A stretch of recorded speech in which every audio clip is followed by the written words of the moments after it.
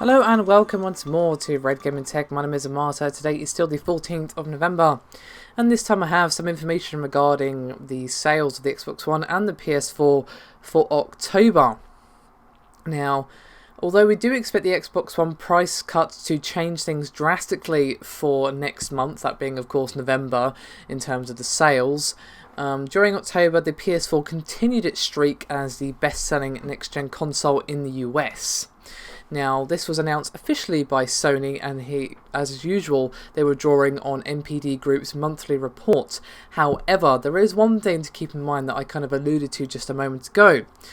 That basically the NPD have said that Microsoft's decision to announce yesterday that has shipped almost 10 million Xbox One units, and that the recent $50 price cut has tripled the console's sales. This will result in it most likely taking the lead in 8th gen console sales. So I will probably be telling you quite a different story when I give you the sales figures for this month, that being of course November.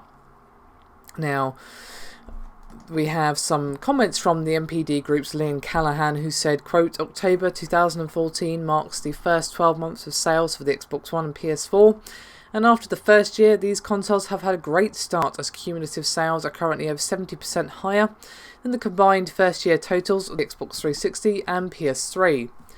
Hardware sales of 8th generation consoles represent close to 80% of dollar sales this month, driving overall console sales to increase by 186% over October 2013.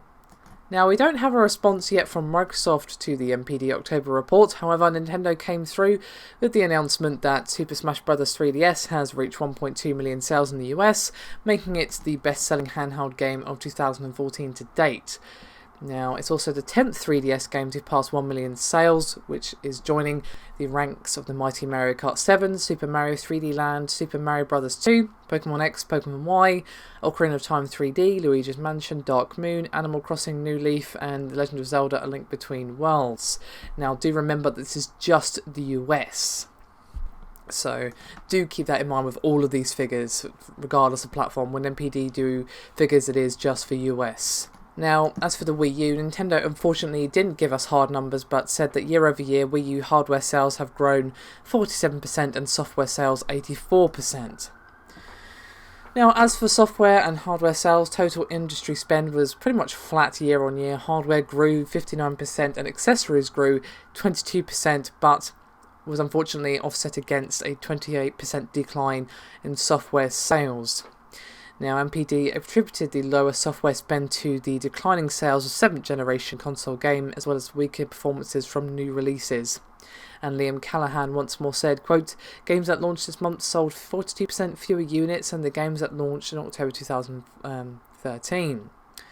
Now, that's not exactly amazing news, as we did have quite a few big releases coming out that month, being Sunset Overdrive, Evil Within, Borderlands, Drive Club, Alien Isolation, Super Smash Bros. 3DS, Bayonetta, and Lords of the Fallen. However, many of these did come fairly late in the month, especially Sunset Overdrive. I believe that was right at the end of the month, so these fairly big hitters didn't have as long to contribute to the overall software sales of this particular period. We might see their sales reflected more honestly in the November report.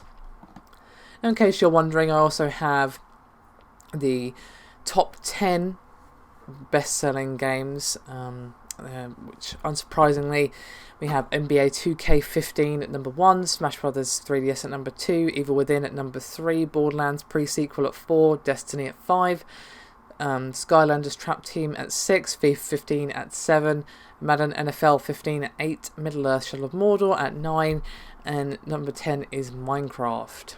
And in case you're interested, the Evil Within set a record for the highest first month sales of a new horror IP. However, we may see that title changed when Soma releases from Frictional next year, at least I hope so, given the massive attention that Amnesia quite rightly generated then. So, basically it comes down to the PS4 outsold the Xbox One in October, but I'm pretty sure we're going to be having a different story in November, that the Xbox One is going to have its victory over the PS4 in November. Of course, that's me just purely speculating, but it has had quite a big price cut, and of course many big games have come out, namely of course Sunset Overdrive, which is one of the games I was really looking forward to personally. I need to actually play more of that at some point.